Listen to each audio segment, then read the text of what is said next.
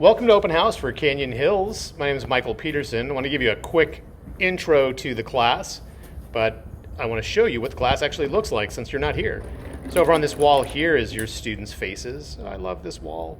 It's all the things that they love and things they aspire to. And here's an overview of the classroom. I currently have 36 brand new iMacs that I just got in June, and brand new chairs and desks. Oh, it's amazing. And this giant printer that is amazing. What I want to do next is show you a little bit more about the class and explain what we're going to do. Hello, it's been some time. Welcome to the Honors Graphic Design class. This is year 2. For some of you watching this is now the 3rd time that you've seen something from me because I may have had your student for quite some time. So definitely what I want to do is I want to keep this brief, but I want to go over the basics. You know how to contact me and get a hold of me. Best way is through email. So if you have any questions, just hit me up. You can also ask your student to load up Canvas and be able to show what work we've done so far. But for this part, what I want to do is this is an honors class. So they get a weighted grade for just this class alone, which is amazing. Now within this class, they're going to be working on quite a few different things. So let me actually open up one of them here. So I've got dual screens and I can't play the thing full screen and have my face up in the corner, trying to make it a little more personalized. So let's see. So one of the things that the students are going to be doing is they're going to be working through learning and reconnecting with some of the software that some of them have not used for 2 years. So we're going to do some refresher stuff right now at the beginning of the year. It's kind of fumbling through learning some of the stuff or relearning some of the stuff that they already knew. But we're going to delve deep into a lot of different areas of design. So by midway through the year, they're going to really start picking and choosing things that they're truly interested in and exploring that. So with graphic design, there's a lot of different areas for them to explore. First one being visual identity. That's primarily branding and logos, package, this kind of stuff. And so they'll have opportunities to learn how to do that. They may work more towards doing some marketing and advertising work. They may work on doing like interface. Now that we're back on campus, I have access to all of the Adobe software. Once again, they also have access to that for free. We even have a service called Amazon App Stream, which I'll show you in a minute, that will let students run things on their Chromebook. So they'll be able to actually do the work outside of class as well if they are absent or if they need more time to work on things. One of the things that's nice is in the lab that I have now, it's all Macs. Brand new, just got them in June, super excited. And we can run this program called XD, which is a user interface design software package that allows students to do mock-ups of apps and websites. So, and as well as like video game interfaces and things like that. So there's UI design, which is user interface. Then we got publication design. A lot of these would be like books, newsletters, magazines, things like that. Also known as editorial design. So some of the work, we may be able to work on some stuff with packaging, like how to actually put together a brand, but then have that actually in non-traditional formats. And then motion graphics. This is an area also that I'm excited that we may be able to delve into now if students are interested. We have access to Premiere and After Effects, as well as some of the stuff in Photoshop to do the motion graphics, where it's just short little utilizing graphic design, but then adding in a tiny little bit of animation as well. There's environmental design. So this is where you actually have like a lot of signage, murals, setting up things with conferences, doing things with architecture. So being able to incorporate the design aesthetic that's outside and inside, and then exploring also art and illustration. So we've got a lot of areas for them to be able to explore and find their own interests after we go back and learn some of the basics so that they feel a little more confident in building things on their own. But my goal, much like I did in Q4 of last year, is I had a lot of opportunity for students to choose their own design adventure.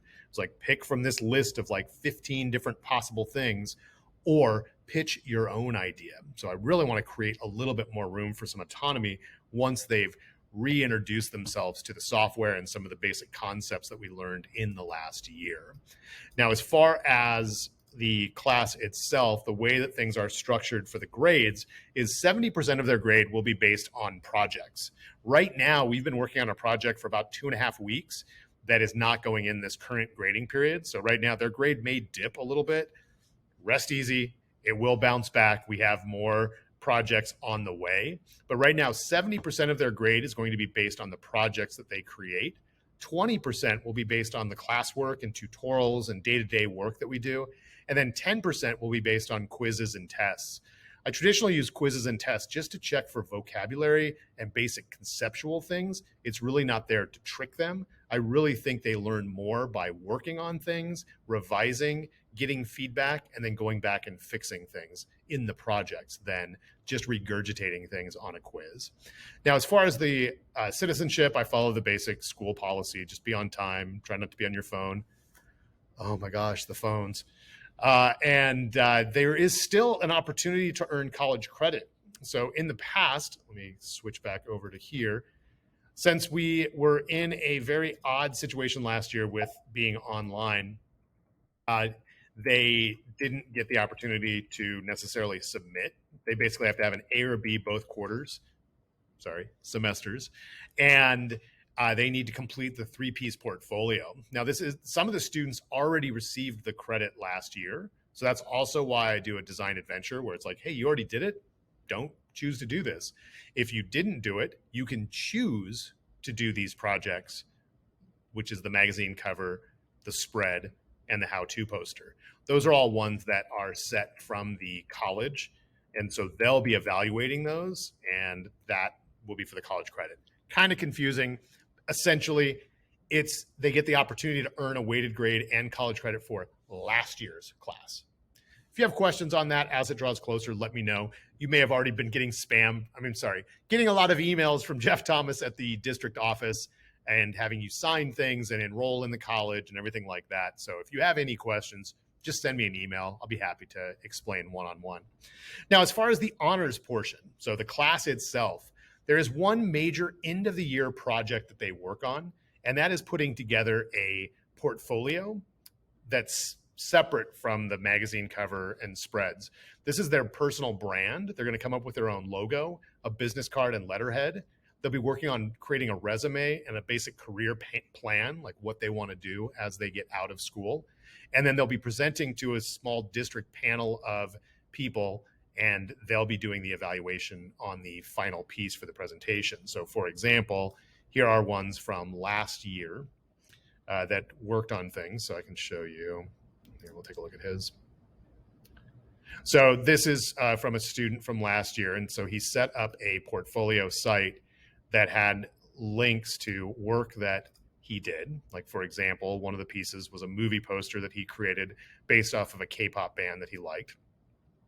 And then within this portfolio, it went through and he used this as his presentation to explain what it was that he did on each of the posters, where he got his inspiration from, what kind of little thumbnail drawings he did for what he wanted to look like, looking at some Pinterest boards to figure out what inspired him, and then a series of different pieces and a written reflection and a list of his process.